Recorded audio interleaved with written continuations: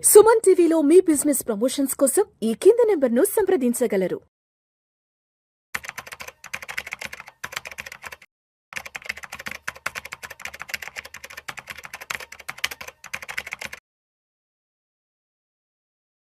అశోక్ దేవనంపల్లి గారు నమస్తే సార్. నమస్కారం. Welcome to Vishnu talks. Thank you so much for being with Vishnu talks. Thank you. So Ashok Devanampalli గారు, ఈ ప్రోగ్రామ్ స్టార్ట్ అవ్వడానికి ముందు, వీడియో స్టార్ట్ అవ్వడానికి ముందు మీరు ఒక కేస్ స్టడీ గురించి చెప్పారు.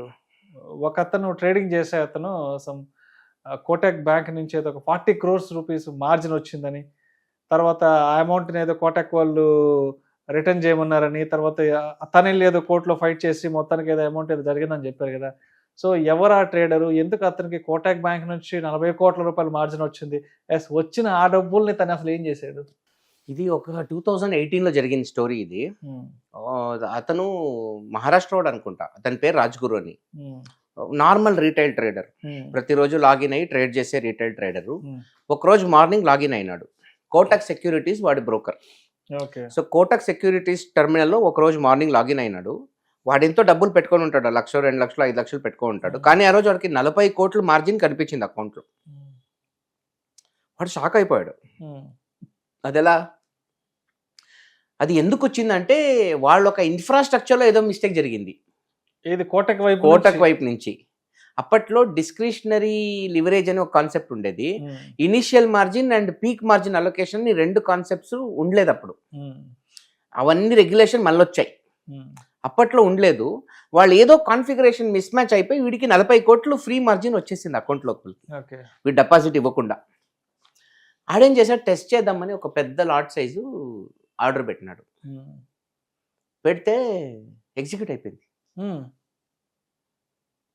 So since is a retail trader, వాడు సెల్లింగ్ చేయడు, బయింగే చేస్తాడు, ఆప్షన్ బయింగ్. ఏదో బ్యాంక్ నిఫ్టీ ఆప్షన్ పెట్టాడు, టక్కని ఆర్డర్ ఎగ్జిక్యూట్ అయిపోయింది ఒక పెద్ద మొత్తాన. మళ్ళీ కొంచెం పైన చూస్తాడు, 50 లక్షలు లాస్. కట్ చేసేసాడు పొజిషన్. అరే డబ్బు ఎలా వచ్చింది, 40 కోట్లు మార్జిన్. ఓకే, దాని తర్వాత ఇంకో పెద్ద ఆర్డర్ పెట్టాడు.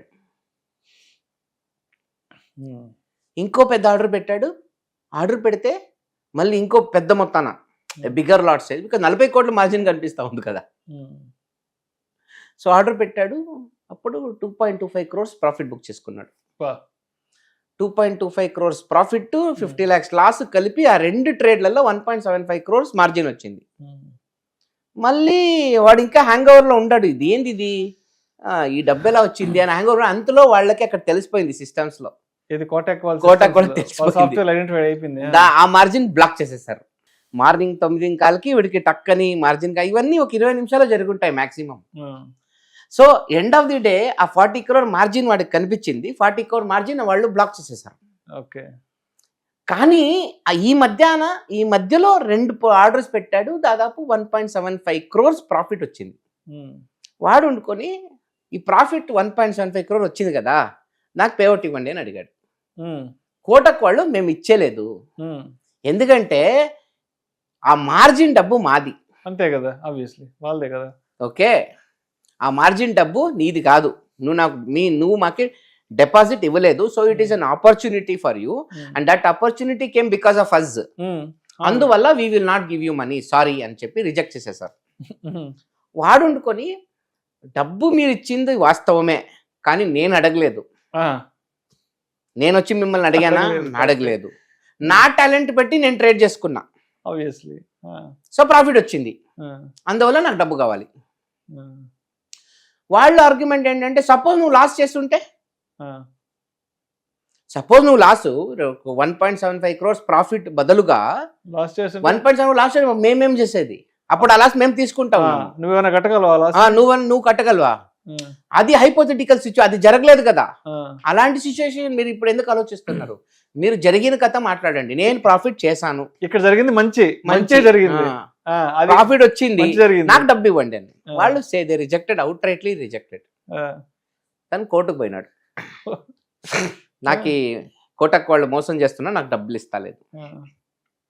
కోటక్ వాళ్ళ ఆర్గ్యుమెంట్ ఏంటంటే అదొక టెక్నికల్ గ్లిచ్ వల్ల వాడికి అలొకేషన్ ఇచ్చినాము, అందువల్ల అది మా డబ్బు, సో మా డబ్బులో ప్రాఫిట్ చేశాడు కాబట్టి ఆ డబ్బు మాకే చెందాలి, మేము వాడికి ఇచ్చలేదు.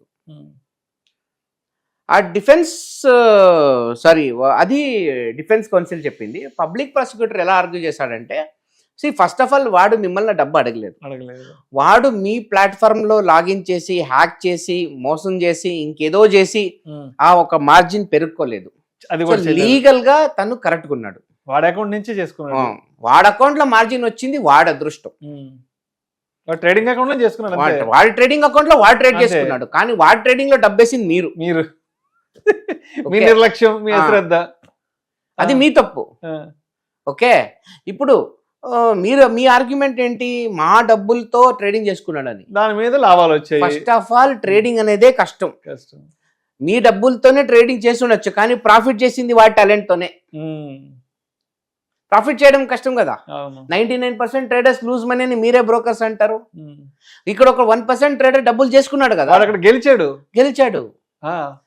సో మీరు చెప్పేది మీ డబ్బు, నంబర్ 1 వాడు ఫ్రాడ్ చేయలే, వాడు అడిగలే, అందువలన మీరు డబ్బులు ఇవ్వాల్సిందే అని ఆర్గ్యుమెంట్ చేశారు. లాస్ట్ కి బాంబే హైకోర్టు డిక్లరేషన్ ఇచ్చింది.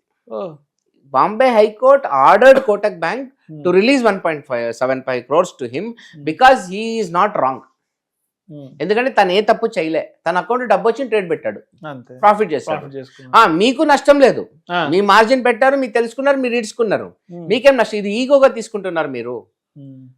ఒక రీటైల్ ట్రేడర్ గా వాడు అది ఒక అచీవ్మెంట్ లెక్కన మా ప్రకారం మీరు ఖచ్చితంగా డబ్బులు ఇవ్వాల్సిందే అని చెప్పి ఆర్డర్స్ పాస్ చేశారు.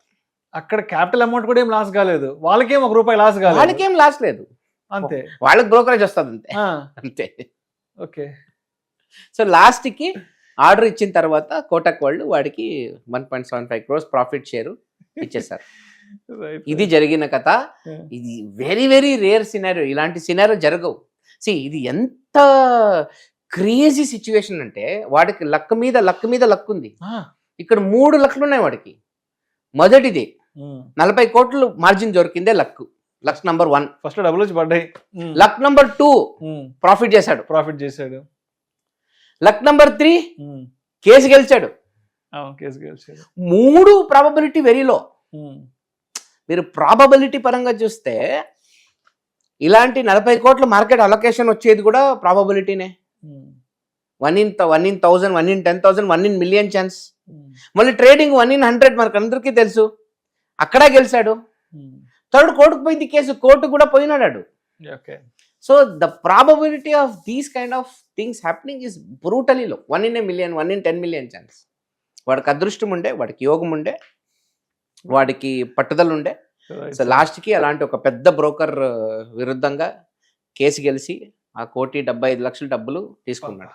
చెప్పాలంటే ఇక్కడ వాడిది చాలా స్ట్రాంగ్ మైండ్ సెట్.